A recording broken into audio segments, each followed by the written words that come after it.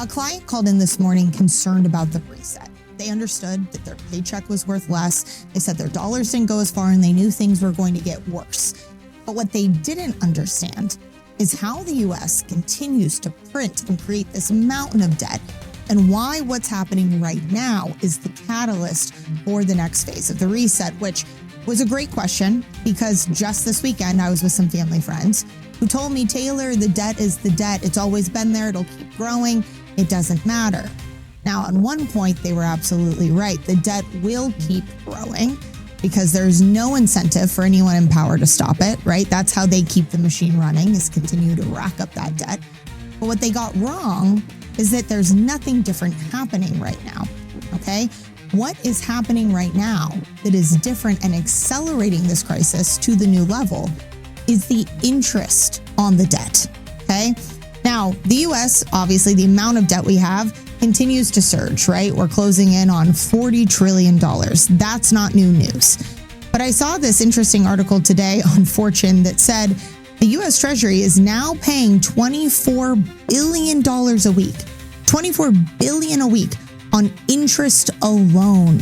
On interest alone. Now, anyone out there who's had a credit card and racked it up understands that you can get away, right, with charging and charging and charging, and the interest will grow, it will grow, it will grow. But at a certain point, right, all of a sudden, the balance is a lot bigger than you remember. And suddenly that interest is harder and harder to get down every single month. In fact, your payments are just covering the interest. You're not actually applying anything to the principal.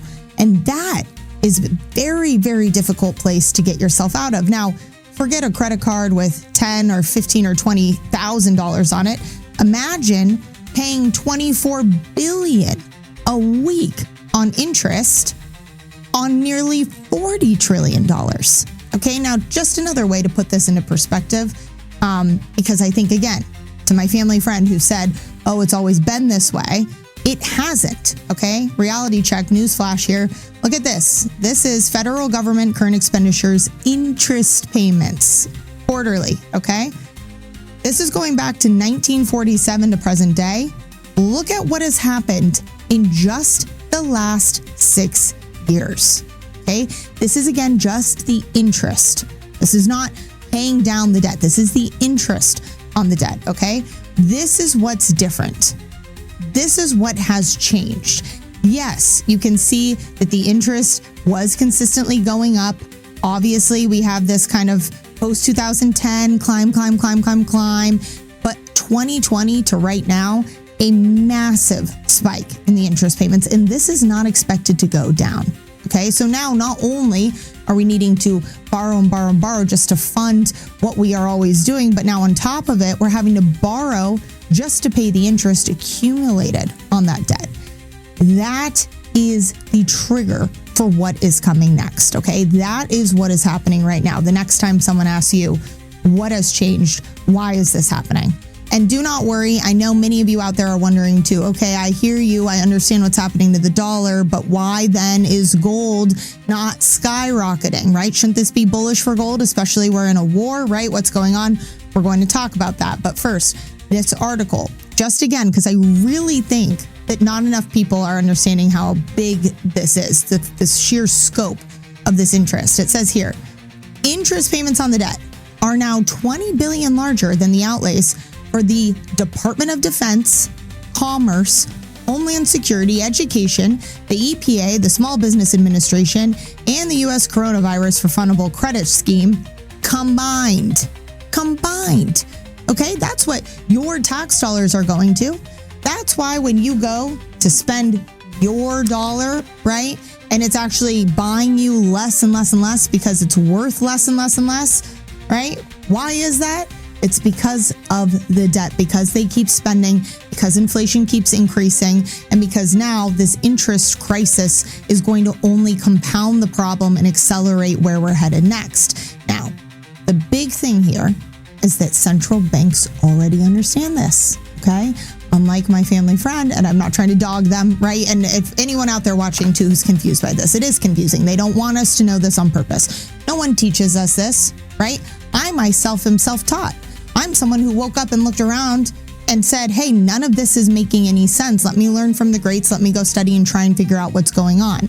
because what I'm being told isn't lining up with what I'm experiencing, right? Never let them tell you that 2 + 2 = 5 when you know that it's 4. Okay. So guess who else knows this? Central banks, right? So I saw this article from Poland. Okay. Poland Central Bank is buying the dip as gold's biggest buyers aren't backing down. Okay. Now this is going to get to what's going on with gold, because I know, again, a lot of people are wondering, well, why is gold going down? Now, central banks, those in charge of creating the currency, they're not stopping their buying. Okay. They're buying the dip. They're looking at this like an opportunity to load up. Why is that, right? Because it says while speculators and retail investors have been liquidating, one major pillar of support remains firmly in place with central banks. The National Bank of Poland has been the most active buyers, saying, we've been consistently buying gold, taking advantage of the recent price drops, okay?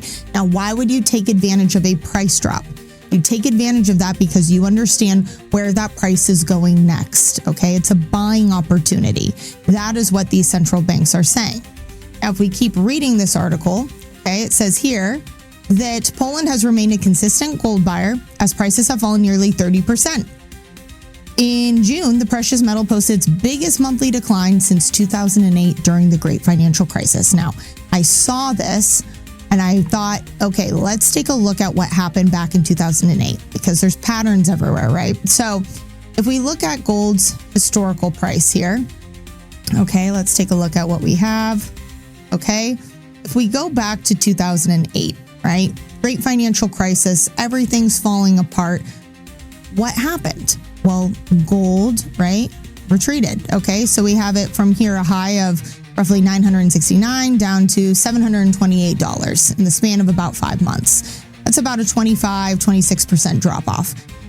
Now, wouldn't that seem odd, right? Anyone who lived through that, wouldn't that be odd? You would expect the opposite to happen as the system itself is cracking and crumbling. You'd think that gold would be surging. Well, what happened afterwards? Of course, gold went on, right? Went right up. So today, if we're looking at what's happening, so we have this high here, 5,200 right there, down to, well, we know it's about 4,000 today. Okay, so you have a 26% drop off. Okay, 30% drop off from the high. Very similar to what we saw in 2008. Now, why is this happening? Okay, so if we go back here, what's interesting, it says last month gold fell 11.74% after the Federal Reserve, with Kevin Warsh at the helm, signaled that monetary policy could tighten further before the end of the year. So what is that saying? It's saying, right, that we have Warsh now coming out as the new Fed chair saying, okay, we mean business. Potentially we could be hiking rates. Now, what's the problem with hiking rates? Actually, before we go there, what does a rate hike mean for gold historically? Well, if we're talking about rates going up and we're talking about a stronger dollar, then traditionally that's bearish for gold. So you might have a lot of speculators going, oh, okay, these larger buyers, well, I'm going to go ahead and sell now. Okay. But again, we have institutional level sovereign buyers buying. What's the gap? Now, this, of course, does not take into account any kind of paper spot price manipulation, which I've talked about a lot. I'm not going to focus on that in this video. I've covered it before if you want to go watch those videos, or let me know in the comments if you want me to talk more about how all of that works. But for today, that's a basic kind of lever here, pull, right? So, okay, rates are going up. There's this situation where you think, okay, potentially that's bearish for gold, but here's the truth, okay? Higher rates means potentially higher interest for the US. Now, can the United States, with a debt of nearly 40 trillion, really afford higher rates? No. Now, I personally feel like we're being gaslit into believing that we're going to have these higher rates, right? They're going to control inflation. We've been told now for years, right, that they are coming for inflation, that they've got it under control, that it's transitory. Whatever the current narrative may be, it's never true. It's never true. All that happens is our dollars continue to be worth less. Okay, so someone's lying here. Something's not adding up. Again, 2 + 2 does not equal 5. It equals 4, right?